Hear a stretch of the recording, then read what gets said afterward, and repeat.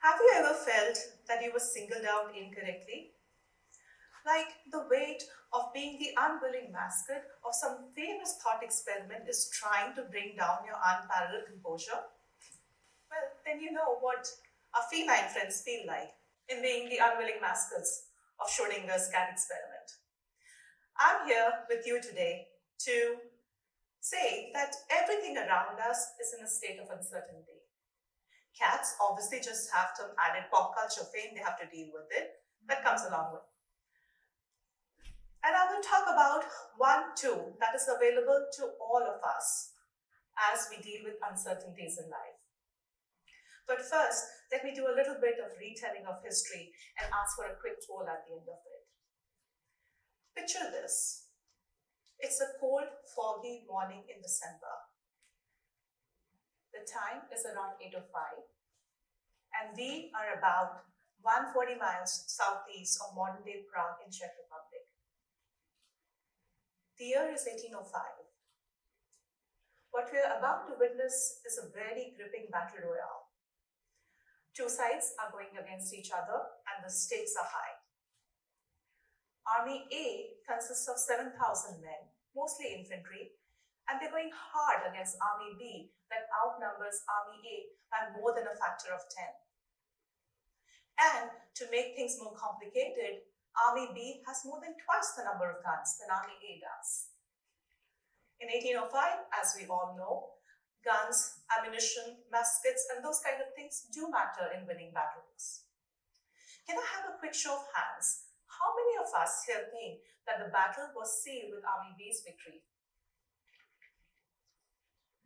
Indeed, not an uncommon response to expect, given how I just set the stage and narrated the Battle of Austerlitz to you, albeit in a very cryptic manner.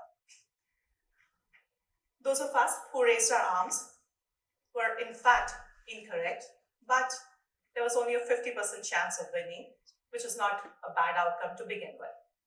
So, in 1805, Napoleon had won the famous Battle of Austerlitz. It was his most renowned victories against the Allied forces, which were mainly made up of Austria and Russia back then. And Napoleon had used his deceptive techniques to deliberately feign a weak right flank of his army, the 7,000 men that I was talking about earlier, to appear as a weak force. And knowing that they were going after what they thought was the weak link, the Allied forces went all out to result in a quick defeat for them as Napoleon captured the central point of contention with a larger and more formidable force he had in the reserves. Now, let's think back to that moment with Army A. Was it a weak force or a strong force? Or maybe something in between? And would the answer to the earlier poll change if I relay all the information that Napoleon had up his sleeve? I bet it would. Now, circling back to my original claim that everything around us is in a state of uncertainty, it's a fair question to ask if the claim will still hold if one has all the information at hand on the problem. You know, like we were some observers in Schrodinger's cat experiment who were both inside and outside the box at the same time. And I would still hold my ground to say that indeed it does. What makes me so certain in this claim is the fact that I have experienced rather closely another case of uncertainty in my own life over a year ago. One in which I had access to all the information. You see, I was the case of uncertainty. I had been working a well-paying Silicon Valley corporate tech job, but felt myself deeply lacking for a more fulfilling way to make my livelihood. And I wasn't sure if I'm doing the right thing in my life, if my days are adding up. And this kind of uncertainty and the unhappiness that sprung from it made me look for other options. And while I was trying to find my way out, I felt extremely lost. And so lost that I couldn't even think straight on days. I remember listening to my daughters with rapt attention listening to them recount their days at school, only to be not able to recall a single word of what they said less than 30 minutes later.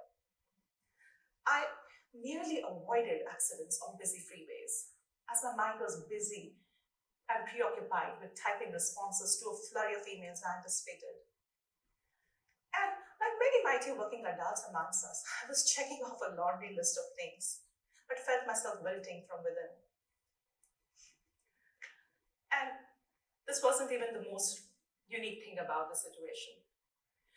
The remarkable thing was that I was by no means alone or unique in experiencing what I was experiencing. Droves of friends, family, extended network, and colleagues felt exactly the same way. Like they were forced to show up to work with limited or no choice in the matter. And like Schrodinger's cats, they were physically present at work, yet their mind was in a place far away. Which made me wonder about this rather unsettling situation.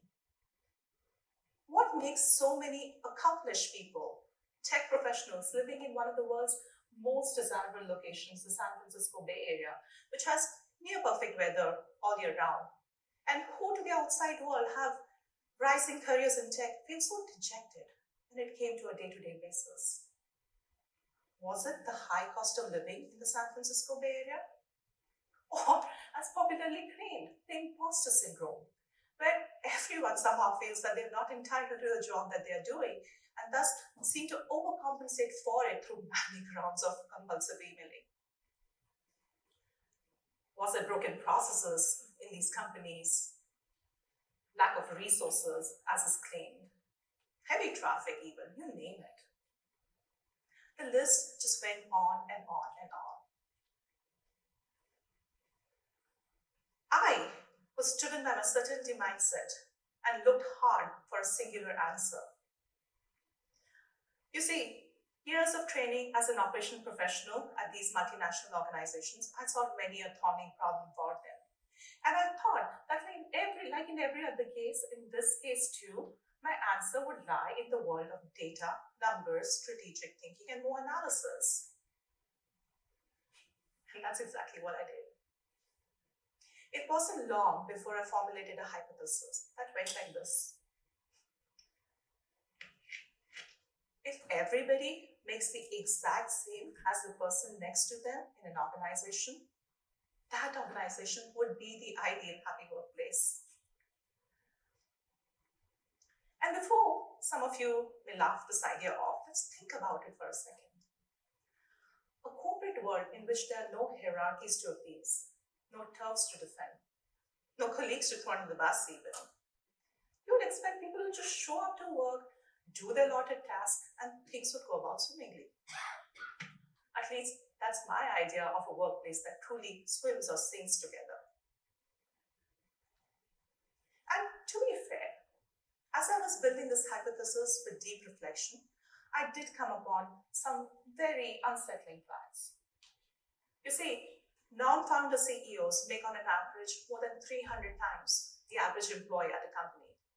And many would be hard-pressed to find out or list out discernible skills that distinguish a CEO from other performers, top performers at the company.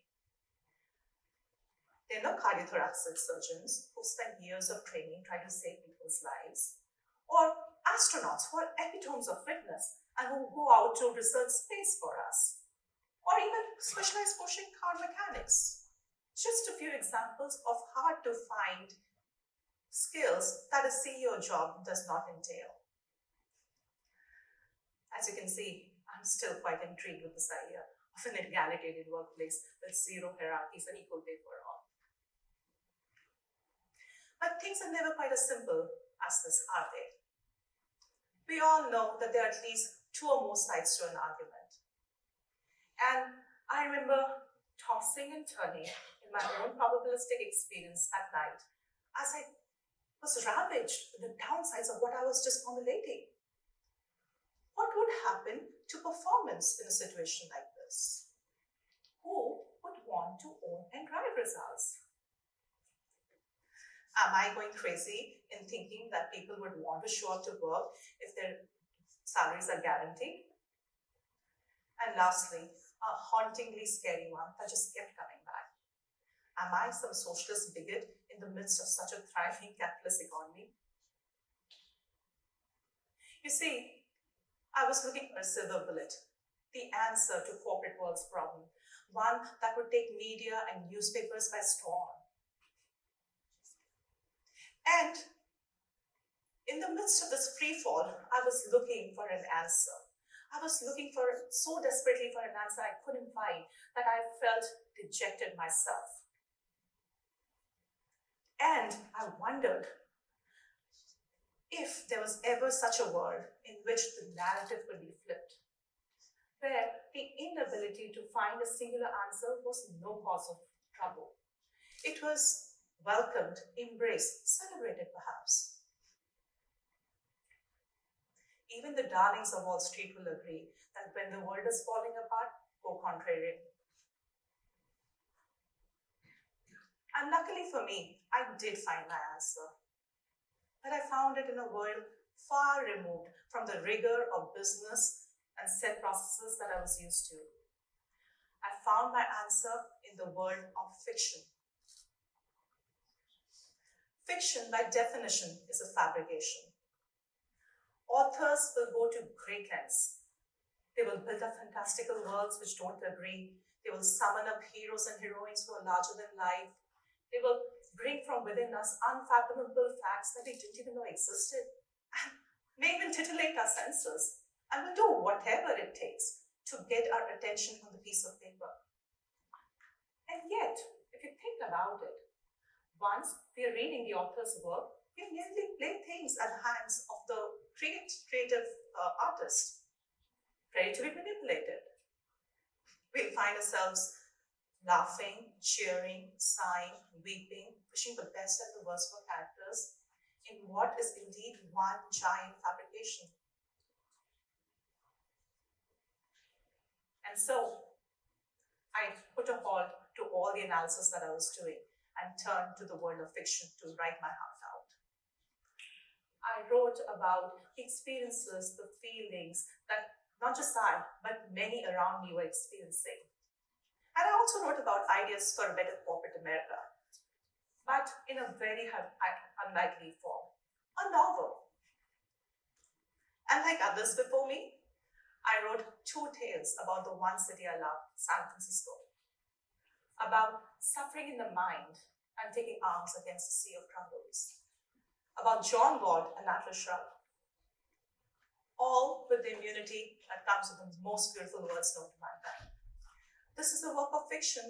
Any resemblance to any person's life or death is purely coincidental. You see, I did not shy away from uncertainty. I embraced it, propagated it. And as soon as I went on with the cathartic process, I realized that everything I had been experiencing was only a matter of perspective. And as fiction would tell me, perspectives themselves will change over time. Inability to find a single answer is no reason for worry. It's the express reason why bestsellers are born. So, to conclude, I'd like to leave you with a thought.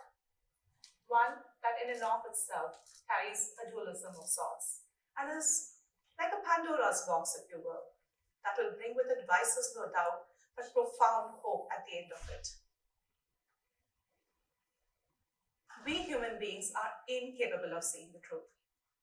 Everything that we see, feel, experience, and hear around us is driven by our own perspective as we look through but a tiny pinhole from inside a deep, dark black box. As we go through life with all its uncertainties, it's my profound hope that you will not forget a very important tool in this toolbox that we all share. It's our innate, it's a shared ability as humans to tell false stories.